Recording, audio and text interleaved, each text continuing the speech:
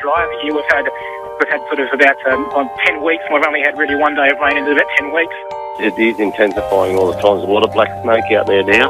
We were actually really taken back by the winds, and my husband was actually commenting that he wouldn't be surprised if it was a bad fire day.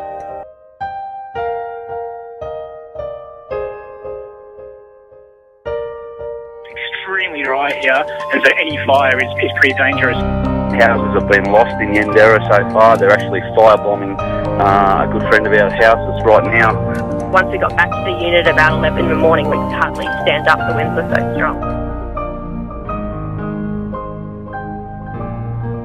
They're really ripping through that area, which of course is causing havoc not only with our ability to get aircraft to be able to respond, but also, of course, the effect that it's having in terms of spreading the fire. We've been sitting here watching it for 45 minutes or so, and it just seems to be getting closer all the time.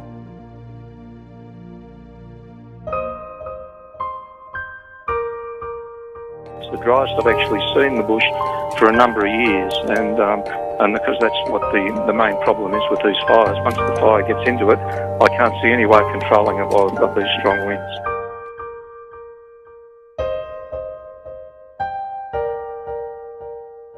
Some elderly people, a lot of them are very distraught, obviously. They're very happy to have their animals with them, obviously, but yeah, they said it would come down pretty quick. You have to only look out of your window, no matter where you are from Sydney, look into the sky and see this plume of smoke and ash.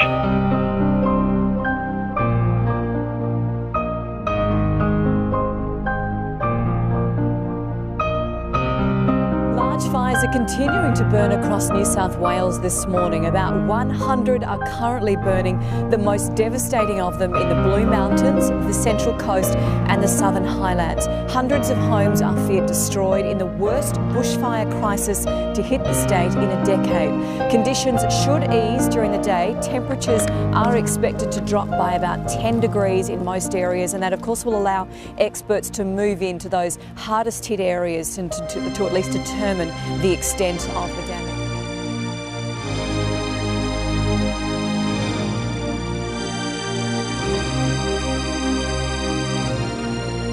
Rod Rogers from the Rural Fire Service, and our 7 News reporters on the scene. Jodie Spears is in Winmalee, Damien Smith is in Yandera. Rob, if I can begin with you, conditions certainly cooled overnight. It's actually quite chilly here this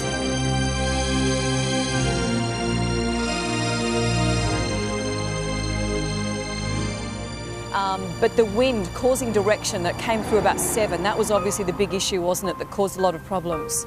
Yeah, look, correct. That fire up in the Winmalee, Springwood area is still causing problems with this wind, and also, as is the fire in Lithgow itself, still threatening properties around Mount Wilson. But I must say, Mel, that the thing that's concerning us this morning is that fire that started in the Rutleys Road Wyong area and travelled through the Catherine Hill Bay. Just in the last hour or so, we've issued alerts to communities in Nords Wharf and Murray's Beach. That fire has burnt and jumped a number of roads and is threatening those communities, and we're quite concerned about, and that's a focal point for us this morning.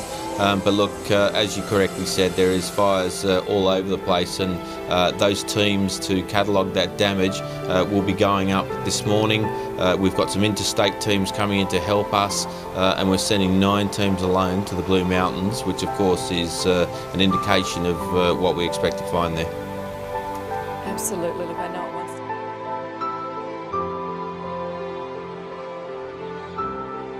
Absolutely. Look, I know at one stage there was 2,000 firefighters trying to bring all these under control. Jodie, to you, just to find out the situation for residents, if they've been allowed to go back and find out if their homes are still there or not. Of course, now that it's light, we can get more of an overview of what's actually happened during the night.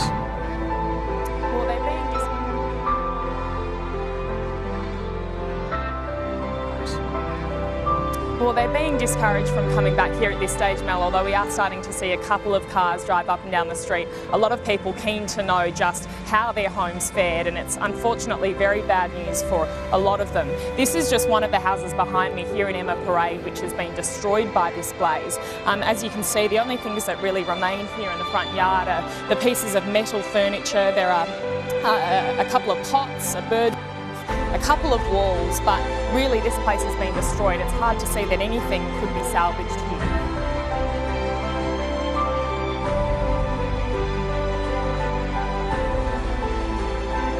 This scene has been repeated up and down this street, and it's a very eerie feeling here this morning. The air is thick with smoke, but then you open the car door and there are birds chirping and whistling almost as if nothing has happened here. Chaotic scenes for people to come back to today.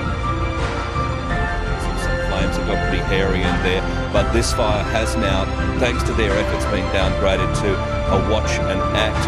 The fire is now still burning out of control, but it's in an area of the Sydney Catchment Authority land where no properties are under threat, as we understand. Now, the damage here was thankfully very minimal. Around the Yandera township, there was a garage burnt down, a couple of cars and a caravan, we understand. The Hume Highway yesterday, though, Mel, was shut for hours. It was about 5 hours wait for some people, but thankfully now the residents of Bargo and Yandera are now back in their homes, Mel, after what has been a pretty torrid night. Back to you.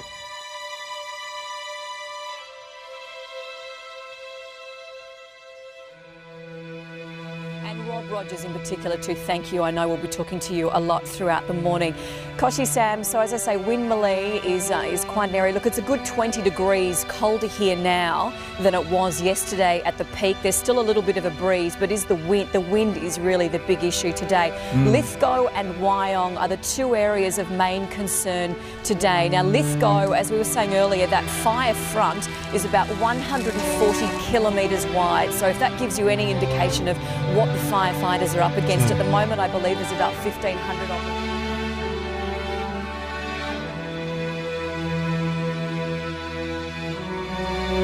Still on the ground. We're talking about 20,000 hectares being burnt out. The other thing is there's a number of schools in the area that have been closed, particularly high schools. Winmalee High, as you know, a lot of kids sitting their HSC exams, so they've been asked to check with their school to be advised where exactly they need to go, because other schools are of course accommodating them so they can sit their exam today. But look, a lot of people really have to find out today just what the day unfolds.